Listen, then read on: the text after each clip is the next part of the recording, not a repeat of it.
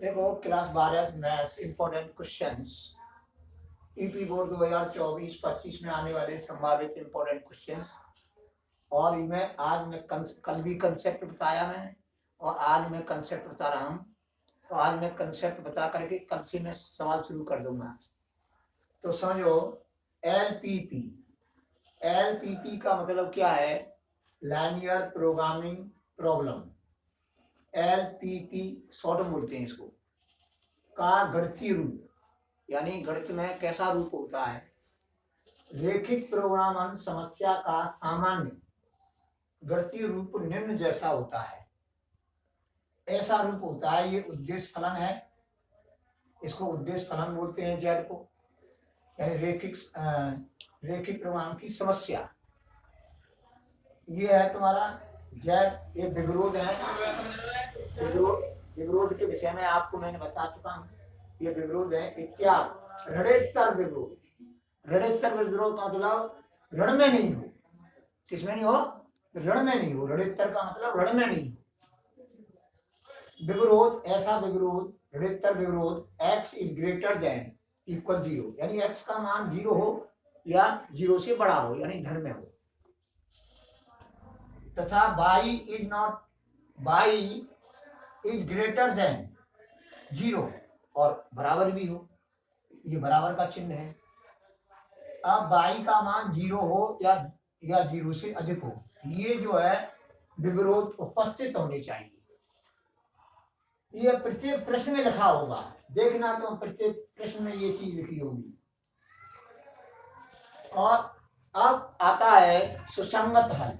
किसी रेखिक प्रोग्रामिंग समस्या के चरों के मानों का ऐसा समुच्चय जो समस्या के सभी प्रतिबंधों को, जो प्रतिबंध दिए हुए हैं प्रश्न में, उसको संतुष्ट करता हो, तो समस्या का सुसंगत हल कहते हैं। अब आता है किसी विरोध के हल। फर्स्ट नंबर, सबसे पहले विरोध से प्राप्त रेखा का समीकरण प्राप्त करते हैं, यानी बराबर करके। लेस देन ग्रेटर देन जो लगा है निशान, उसको नहीं लगाएंगे, बराबर करके उस संख्या को लिख देंगे, प्राप्त करते हैं। सेकंड नंबर, सेकंड स्टेप, रेखा द्वारा एक्स अक्ष तथा वाई अक्ष पर कटान बिंदु ज्ञात करते हैं रेखा के समीकरण से। अब इन दोनों बिंदुओं को मिलाने पर रेखा का आलेखीय निरूपण करते हैं। आलेखीय निरूपण करते हैं। अब सेकंड नंबर, रेखा के दो अर्धतल होते हैं। जैसे कोई रेखा है, जैसे मान लीजिए कोई रेखा ये है, तो एक अर्धतल ये होगा, अर्धतल, और एक अर्धतल ये है। दो अर्धतल होते हैं। कितने होते हैं? दो। एक नीचे वाला, एक ऊपर वाला। अब देखो, रेखा के दो अर्धतल होते हैं। रेखा के किसी भी एक अर्धतल में ज्ञात बिंदु देखते हैं, यानी पहले देखते हैं कि किसी अर्धतल में कोई हमें ज्ञात बिंदु हो, तो उस बिंदु को देखते हैं। यदि ज्ञात बिंदु के निर्देशांक विरोध को संतुष्ट करते हैं, तो ज्ञात बिंदु वाला अर्थतल छायांकित होगा। अन्यथा की स्थिति में विपरीत अर्थतल छायांकित होगा। विपरीत का मतलब जैसे यहाँ पर कोई बिंदु है और ये जो है संतुष्ट नहीं हो रही, विरोध संतुष्ट नहीं हो रहा है, तो इसका मतलब ये ऊपर का होगा। अगर संतुष्ट हो रहा है तो नीचे वाला छायांकित होगा। ठीक है। अब ये है, अब हम जो है अन्यथा की स्थिति में विपरीत अर्थतल छायांकित होगा। छायांकित भाग ही, जो छायांकित भाग है वो ही विरोध के हल होंगे। यानी कहने का मतलब ये है, अर्थात छायांकित भाग के सभी बिंदु विरोध के हल होंगे। ये छायांकित भाग ये संतुष्ट हो रहा है, तो इसके जितने भी बिंदु होंगे ये सभी जो है विरोध को संतुष्ट करेंगे।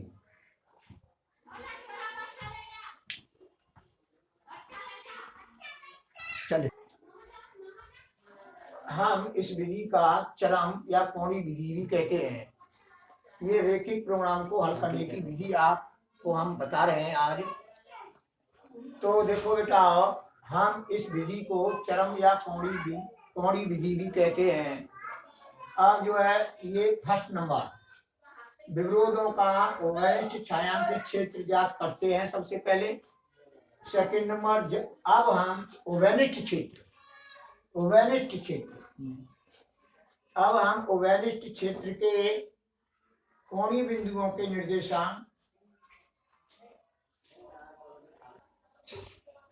देखो बेटा, अब जो है सेकंड नंबर है, अब हम ओवेनिष्ठ छायांकित क्षेत्र, छायांकित भूल गए हम, इसलिए मैंने जो है ऊपर लिख दिया है क्षेत्र, छायांकित क्षेत्र, ओवेनिष्ठ छायांकित क्षेत्र के कोणीय बिंदुओं के निर्देशांक ज्ञात करते हैं।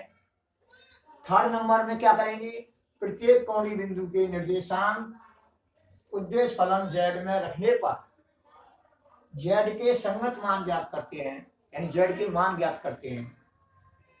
फोर्थ नंबर है, z के संगत मानों से z के अधिकतम तथा न्यूनतम मान ज्ञात करते हैं।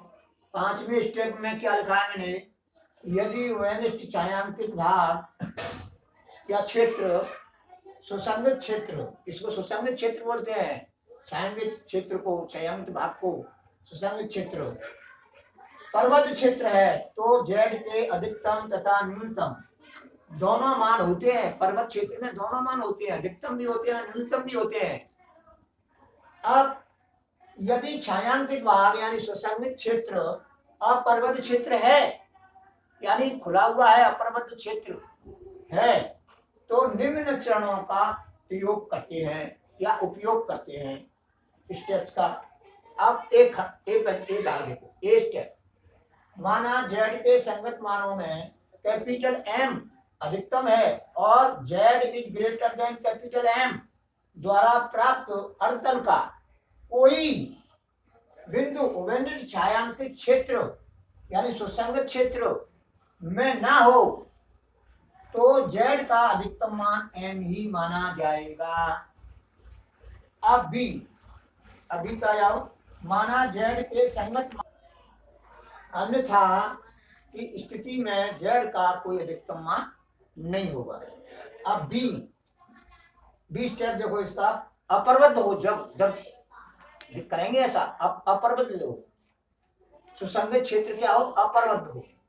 माना z के संगत मानों में स्मॉल m न्यूनतम है और z is less than small m, ये जो हमने जो z के मान ज्ञात करे हैं उनमें लेस देन क्या है, हमने मान लिया m है।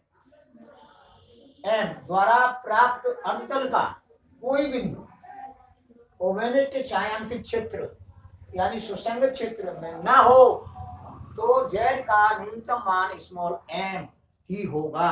अन्यथा की स्थिति में z का कोई न्यूनतम मान नहीं होगा।